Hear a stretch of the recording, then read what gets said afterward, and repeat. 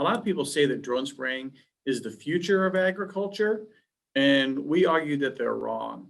That drone spraying is the present of agriculture because Rantizo has paying contractors working in multiple states on label legally with insurance right now. We're in about 18 states flying and applying.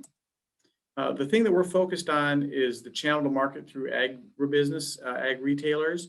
And as we talk to them, the main issue that we hear is a problem with labor. That's probably the number one, two, and three issue that we're trying to solve for. So trying to make things automated so we solve for that labor issue. Also doing it with equipment that requires a lower capital expense than the traditional $400,000 to $600,000 sprayer units. And then working on employee safety as we're spraying materials, trying to do them further away from people to avoid that exposure. Also trying to keep our agrochemicals viable for longer by addressing resistance. If you can precisely spray, you can break the chain of over-application. You're probably familiar that over-application leads to resistance, which leads to more application, which leads to resistance. So having that ability to precisely spray will break that circle. Farmers deal with a lot of issues. Here you've got an area where it was pretty rainy. A $200,000 tractor is tugging out a $400,000 sprayer. That's $600,000 of equipment not working just because it rained. Here's an equally rainy situation. You can see how sloppy that mud is on this cannabis crop. They had a caterpillar issue and they could only treat it with the Rantizo drone.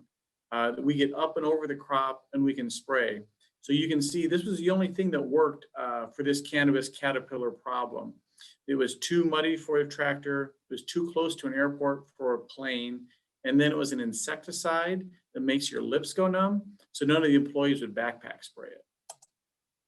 Here's our current setup where we're flying with our boom about 14 feet, spraying a 20-foot swath, going precisely where we intend to in the field. And it's good to be right where you intend to be. It's also good to be not where you don't want to be. So in this example, we can show that we're keeping a buffer on the outside of this field. So for a fungicide application, that's a great idea because many times the outer 4 rows or so are consumed by wildlife. They're eaten by deer, pheasant, raccoons, beavers, whatever you have nearby.